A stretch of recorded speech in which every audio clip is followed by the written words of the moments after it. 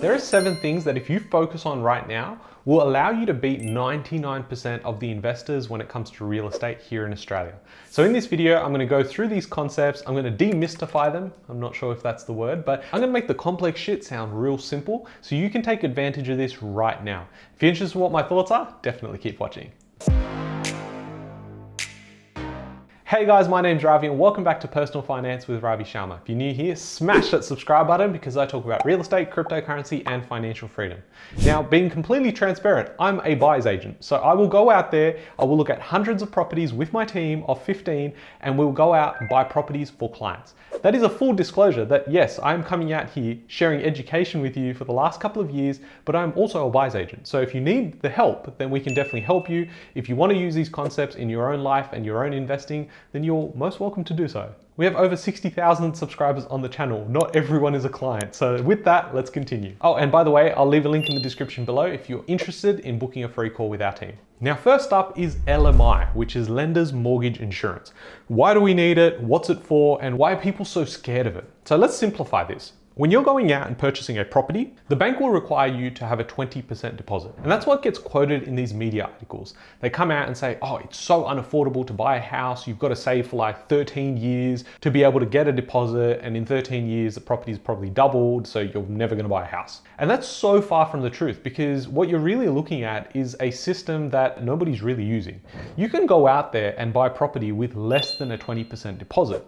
The only thing is that you incur something which is called LMI, Lender's Mortgage Insurance. And the way you've got to look at this is the bank is happy taking on the risk of saying, I'll give you 80% to buy this house, but you've got to give me 20%. And when you can't come up with the 20%, they're saying, well, it's too much of a risk for us. So you're going to have to go and pay a premium to get Lender's Mortgage Insurance from one of these companies that offers the service. Then we'll be ready to give you the loan. And so in the bank's eyes, they're backed up basically 20% because they know they're backed by the insurance. So if you default or something goes wrong, you have that in place. Now, why would you go in with a 10% deposit when you can go in with a 20% deposit and not have to pay LMI? The reason being is that if you had to save an extra 10%, the question you've got for yourself is how long is that going to take? So on $1 million house, you would need 10% being 100K, 20% would be 200K. How long does it take you to save 100K? Now, if you go out and say, okay, everything's amazing, you get a bonus and things like that, and everything works in your favor, you're probably still having to wait 12 months. Now, in 12 months, if that one property, which is $1 million, goes up by 5%, it's gone up by $50,000 extra. So not only is the price higher upfront, but then the ongoing repayments will be higher for the life of the loan. And that's why getting into the market sooner rather than later is something I advise people to do if they're taking this stuff seriously. If you're not taking this stuff seriously, you can wait for the next 12, 18, 24 months and just chill. Be like, I'll buy property at some point. Then it's fine.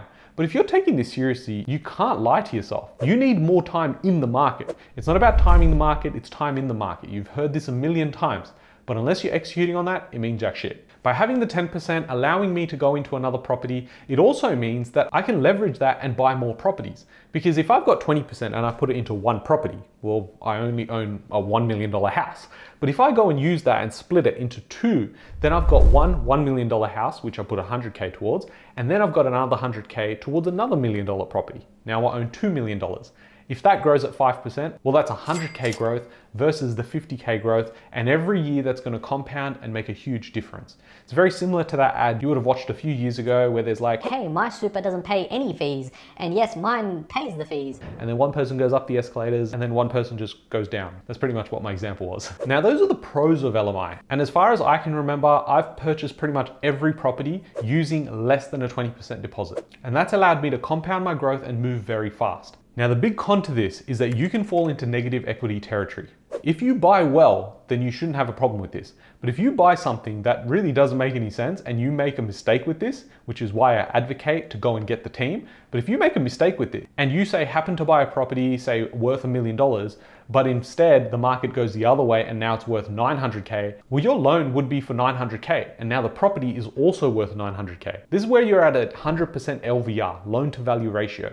This is not a good place to be because if you have to sell, you probably after costs will still be in the negative owing some money there. It could even get worse because if you had a 15% drop or you purchase something over market value, then your loan could be 900K, but your value could be like 850.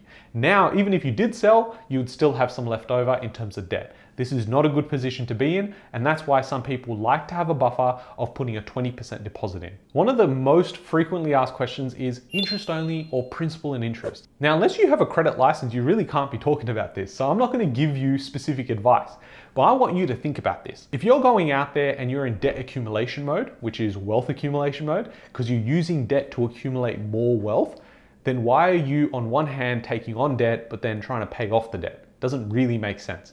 And I used this example in strategy sessions like a few years ago, where I said, if you and I got into a race and we decided to run 100 meters, and I have no idea how fast you are, firstly because I can't see who you are, but also I'm not that fast at running, and we were to run 100 meters, who would win? Well, we need more information, right? But if I was to say, I'm gonna run this race as per normal, however, you have to run it blindfolded while drinking water. Now, the likelihood of me beating you is going to be significantly higher in that second option. And the reason is because you have a bunch of obstacles that you now have to overcome just to beat me in this race. And that's exactly how it works with real estate investing when you're trying to do multiple things at once. Some people will go out there and say, oh, I'm going out and buying a house and land and I'm developing, and then I'm going out and renovating, and I'm also buying and holding. Like, there's a bunch of stuff that's happening on top of your actual life. Instead, I would go, well, let me focus on one aspect of my portfolio, which is buy and hold, build the foundation, and then I can go into acceleration mode, which is I can go and develop, knock down, rebuild, and things like that. So if you're focused on just foundational, buy and hold, set, forget type properties, then you could do that faster. And what you could do is if you go interest only, that means all you're doing is reducing your cost of holding that property, because the goal is to hold as long as possible. With interest only, your repayments are significantly lower, which means less comes out of your pocket every single week. That could be the difference between you holding one property at interest plus principal versus holding two properties at interest only. And the goal here is accumulation. You're going out there accumulating property, and how do you accumulate property? Well, you use debt, and that's why you're increasing the level of debt you have. When you go interest plus principal, what you're effectively doing is saying, I'm going to take on more debt, but I'm also going to pay off a little bit. I'm going to take on more debt and then I'm going to pay off a little bit. And then suddenly you find yourself going, hey, interest rates went up. My repayments went up. I can't afford to make interest plus principal repayments. And if you have multiple properties, you're going, I have to sell one. And that is going against the rules of trying to accumulate wealth during these periods of time. Hopefully that all makes sense. Join the dots for yourself because I can't actually tell you what to do. Next up is using equity from one property to purchase multiple properties. So if you want to scale up your property portfolio, you can save this deposit that takes you some time, a couple of years, and then do it all again a couple of years later, but all that property has all gone up in value. What you're trying to do is go accumulate my assets as soon as possible, then hold them for as long as possible. It's a very simple game when it comes to the strategy, but very hard to execute. So when you're looking at this and saying, how do I extract equity? What is equity? How does it all work? I'm not even going to talk about it in this video because I just made a whiteboard finance video about this topic. Definitely go check out this video. It's going to make so much sense because I actually break it all down in a whiteboard and you'll love it. Positive gearing versus negative gearing. At the moment, there's a lot of news around, hey, negative gearing is going to get abolished. And I'm sure at this point, negative gearing is supposed to have been scrapped like 10 times already over the last 10 years. It's something that's an ongoing conversation. Now, will they actually do it? I don't know. But you can't be relying on politicians to dictate what your strategy looks like.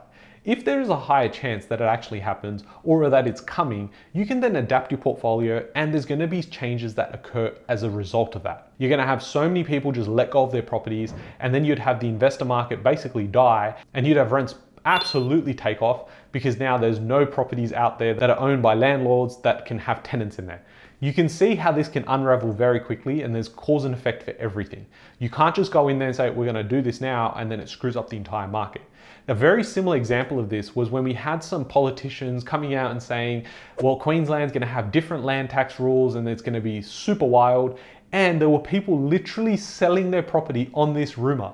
They went out there and said, that's what's going to happen. Okay, I need to sell. And I remember as part of the buyer's agency, we picked up a couple of beauties.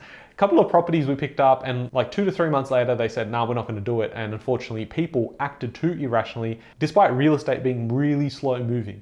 So you can see how there's a cause and effect, and you can go and assess these things, but put yourself in a good position by having the right strategy, having an emergency fund, and doing the right thing from the beginning. Now, that's on the negative gearing side. Effectively, what it means is that by holding this property, more money is being taken out of my pocket than being put back in. And you sort of go, well, that doesn't really make sense. Why would I go and buy another property only for it to take more money from my pocket?